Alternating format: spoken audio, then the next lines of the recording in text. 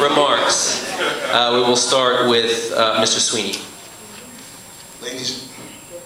Ladies and gentlemen, here's what I did. I started a campaign that was going to be for the people, and Interfaith was one of the reasons why I got involved. This district has been underserved. We've had a wonderful council person on his way out. He's did what he could do, and now you have to make a choice of who's going to be controlled by the unions, special interests. Everyone has endorsements. Waterman is not around. You have Carnegie with Annette, Van, Montgomery. Montgomery says she wouldn't even take a dog to Interfaith. You have Floyd with this powerful machine, sending out these mailings and overspending all of us by a large number of dollars. When I go to the city council, and they know me well, because I fought many times, did testimony. How many testimonies, how many bills have they went and argued for minority, women, small business? I can beat these guys with just $4,000, and that's what I plan to do. They didn't do anything, and I'm not trying to be funny, they didn't do anything about Interfaith. You talk about stop and frisk, 40 shootings. The vendors on Nostrand Avenue and Fulton Street, garbage. How long do we have to wait for the streets to be paved? Special interest, I guarantee you, when they win, if they beat me, you'll have to wait your turn before everyone else, because they're going to be owed and bought to the people that helped them. And that community board, God bless them, there's some great people on community board. Landmark folks, they said that they was against that, and they went against them. Now that they're on camera, they're trying to get a control of the community board, where it's a little more decent, but we have the gentrification, the people that they're complaining about, sitting at the community board, watching us. It is time for the black community and everyone else that moves here to start doing the right thing and taking care of us, the taxpayers. I'm not going to have to worry about who I got to answer to when I get to the city council. And people in this room, they know me. And everybody has friends. I don't have no cheerleaders here. You want somebody that's going to be for the people? I'm going to come up with a district plan where it includes everyone. Educational plan. I'm a little off my game today because of the time, and I got to get my composure back. But the schools are a problem. We have behavior issue with the children. We should be able to bring in gifted schools. I don't care who moves into Bedford-Stuyvesant. But if you're here to make it better 30 seconds. and to be a part of the future, then you need to vote for somebody they bought, sold, and own. Because these guys, they have a lot of people to take care of when they win this seat, if they win it. Please, Mr. Floyd.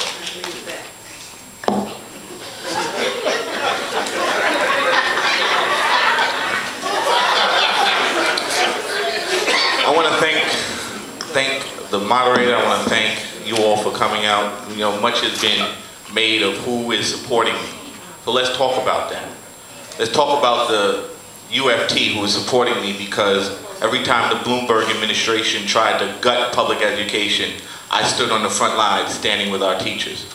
Let's talk about 1199 who is supporting me, because when there were attacks on healthcare, not just Interfaith, but all across this city, I stood with healthcare workers who are also residents of this district. Let's talk about the Working Families Party. Let's talk about the Progressive Caucus of the City Council. Let's talk about the Professional Staff Congress of CUNY. Let's talk about all of the unions that represent working class people in the city of New York who are supporting me, not because of promises that I make, but because I have a record of accomplishment. 20 years of putting myself on the line for things that I believe in, for things that are right. Let's talk about the voters in this district, the thousands of them who have no place to go if they are priced out of this community, and no one has stood up for them outside of the context of a campaign. Let's talk about the people who have gone to jail to fight against unconstitutional police practices and police policies. Let's talk about the people who belong to these organizations. It's cool to demonize and talk about an organization that I never talked to, never interviewed with, never asked for their assistance, never invited them into this process. But let's talk about the people who all of us sat and asked for their endorsements. Like these unions who represent everyday working people in our district who are being priced out. And they're supporting me not because of promises that I've made, but because when they were in trouble and they look back in their memory, they remember me standing with them and fighting with them. And that's going to continue. The only water that I carry is the water of the people of this district. The only special interest that I have are the voters of this district. And where I have disagreed with people in the past, I will continue to articulate my disagreements.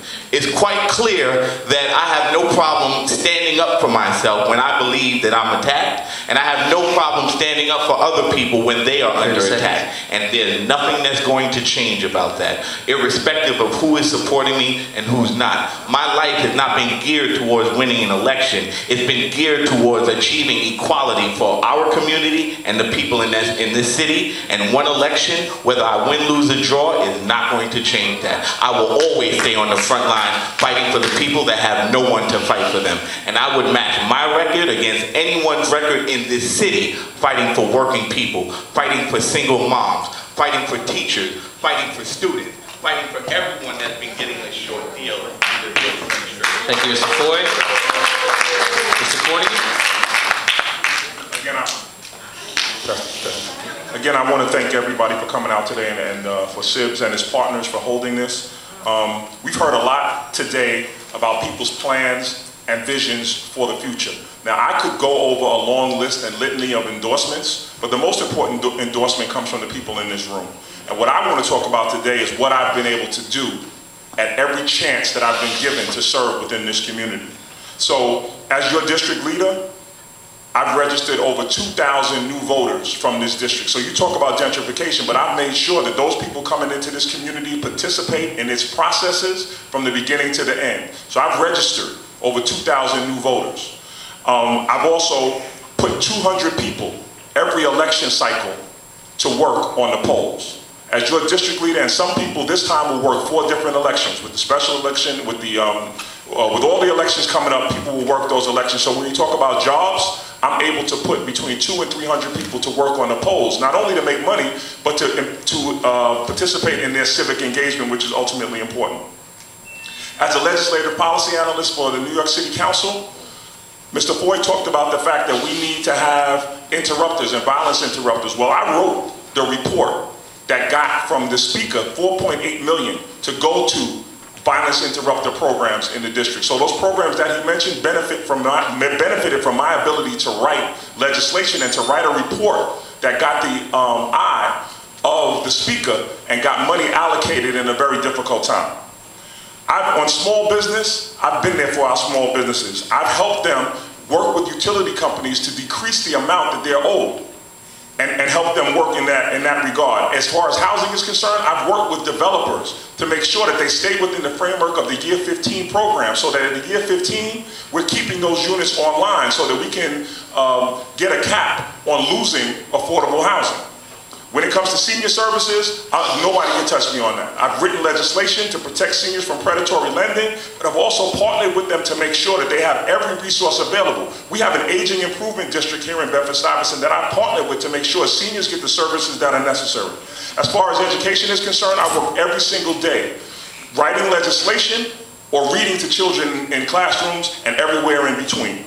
As far as public safety is concerned, no one can match the innovative programs that I've introduced, not at City Council, but as your district leader, I've introduced 30 seconds. Very exciting and innovative programs in the developments on the north side, whether it's cameras or whether it's the program that allows you to paint with iridescent paint on the back of your home so we can decrease the amount of response time for individuals who recognize that there's an event at your house. So I've been there for this community, and you can best believe that I'll be there for you in City Council. Thank you, Mr. Cornigan.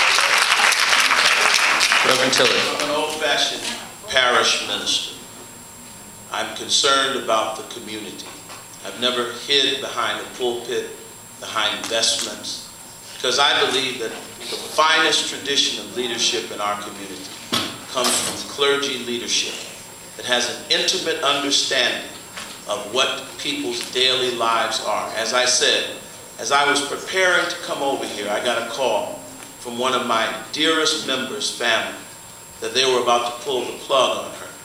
And I had to go and deal with that life transitioning situation. I have been in the housing projects. I have been in the homes of seniors. And I would respectfully disagree with my district leader, who I have a great deal of respect for, Pastor Waterman, and Brother Sweeney, who I see all the time working in this community. But I don't think that there's a person on this stage and in this field that can match my 30 years of service in my community. And so this is a great community. We've had a towering figure in Al Van, who has represented us ably. Amen. And he was not in a political organization, and he was the next person on deck. He established himself as a leader coming up through the movement, and we need someone that has that background and that understanding to be a tall, towering figure in terms of representing this community. Now listen. Thank you. All right, please.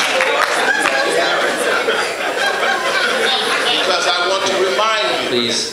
that one of the tallest persons that ever stood in this community was a little woman by the name of Shirley Chisholm. So I'm not talking about physical height.